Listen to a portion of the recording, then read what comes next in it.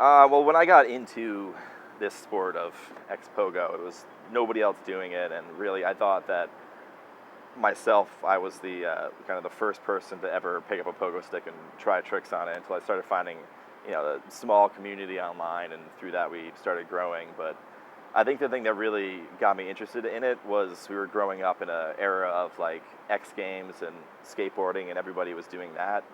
And it was just this desire to do something different, to create something of our own. So, I picked up a pogo stick and said, hey, this is it. Let's see what happens. Ain't shady, baby, I'm hot, like the prodigal son.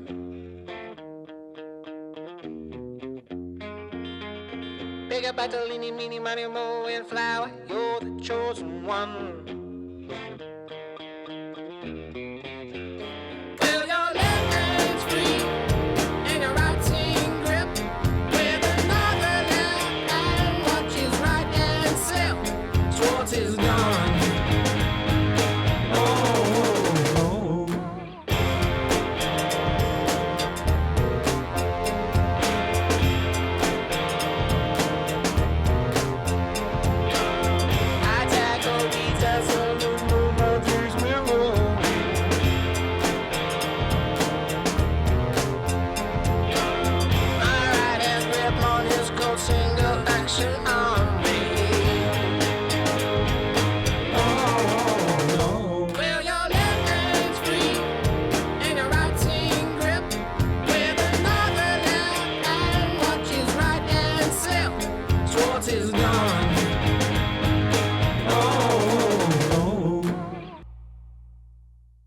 The sport started now about 15 or 16 years ago, initially with a guy named Dave Armstrong, who lived out in Utah and got a stick, just like people have been getting them for almost 100 years now, as a gift. And he decided, unlike all those people, to start to try some tricks on it. How long can you stay on it and do a bar spin, maybe grab the peg?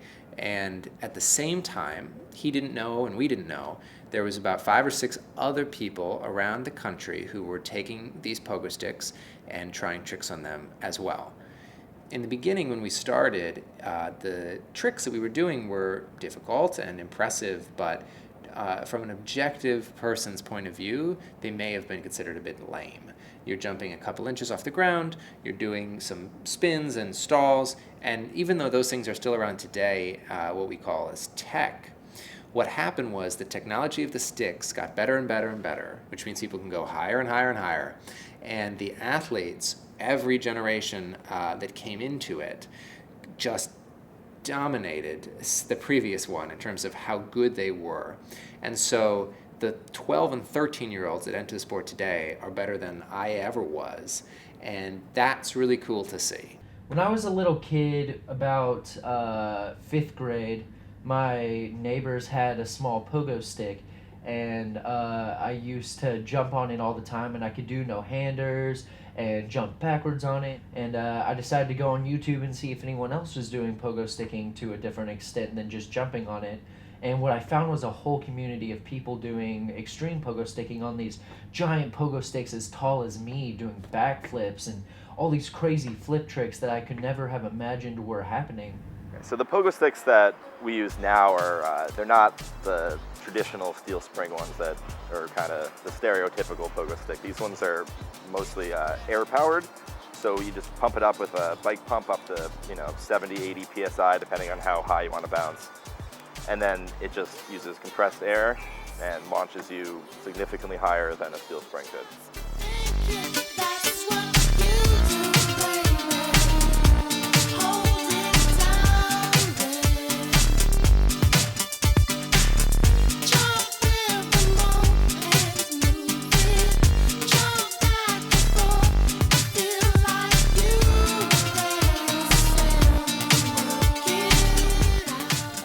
So the tricks, some of them come out of other sports. So you'll have like heel clickers and Superman, and then you'll have things that are invented by the people who come up with them. And so what they mean is just all over the place. So we have a trick that's named Mandy. That's a very popular and difficult trick that looks amazing.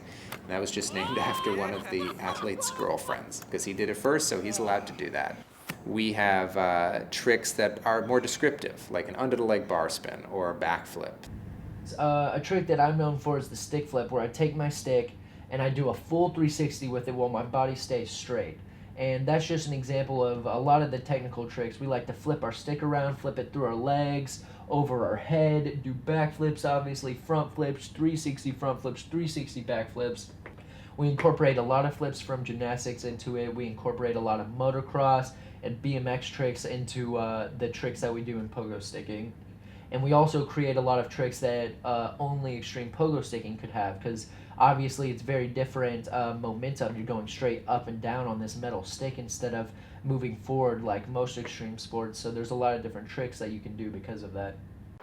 We have one big competition series a year, and that's called Pogo Palooza, and that consists of best trick competition, where athletes have 30 minutes to throw down usually a never-before-landed trick, the craziest thing they could do.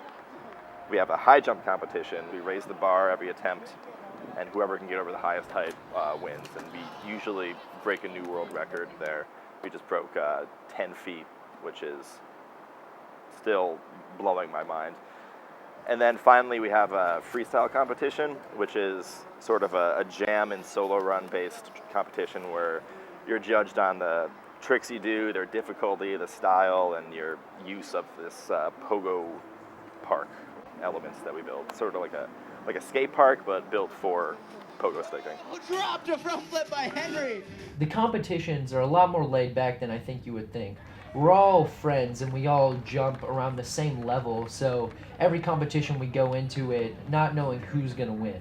We all just go and cruise around the park and do different tricks and show people what we've been working on all year and just try to go out there and have fun, honestly. There's prize money on the line, there's glory on the line, but we still all just want to go out there and be friends and have a good time cruising around. It's really just a week of pure fun, so the competitions are really the best time of the year for me and everybody in the community.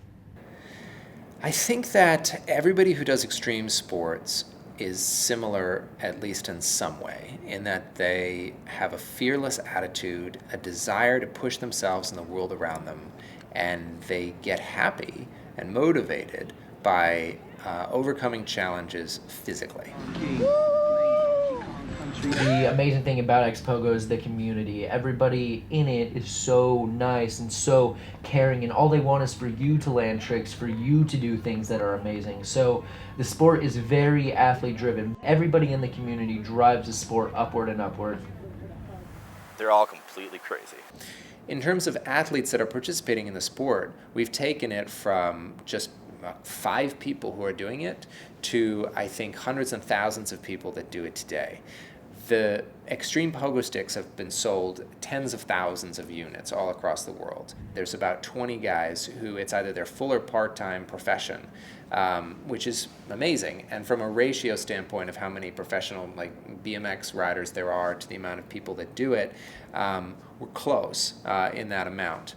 Where we need to sort of punch out the middle is the people that do it more casually, that'll just pick it up and just try. And I think in the past 6 months or a year, we've turned our focus more towards trying to engage them instead of the media and really crazy big things. And we're starting to see real success there. And that's kind of our next frontier, is to get people to do this all over the place on a more casual scale. Even after all this time, and there's a lot more awareness of it now, people just stop what they're doing and they pay attention. If you walk down the street in New York City, hundreds of thousands of people around you at any given time, and everybody's just going about their business. But if one of these guys gets on a pogo stick and starts jumping down the street 8 or 9 feet in the air, thousands of people will make the decision that whatever it was that they were doing, they're going to stop doing that now and they're going to pay attention to this. They're going to come over, they're going to take pictures, they're going to ask questions, they're going to engage in conversation. And to have something that's so outrageous and so interesting is fun to be part of. You never know the weight of your crimes,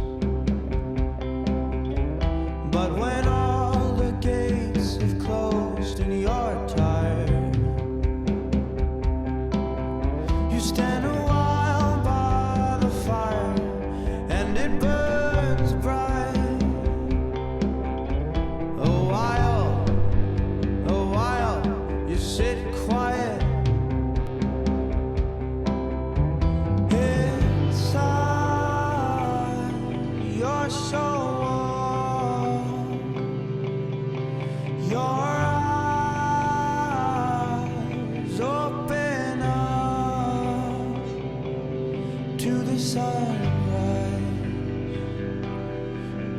sunrise, far from here.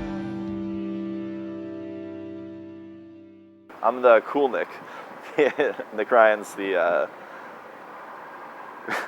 because it gets so confusing, everyone calls him by his nickname, which is Cube, which is random, but, so he's Cube and I'm Nick. And there's another guy named Nick Ryan who also pogos, is in Florida, completely different from the Nick Ryan, CEO of XPOGO. So it gets very confusing, and my middle name is Ryan, so the whole thing is just a mess of Nick Ryans.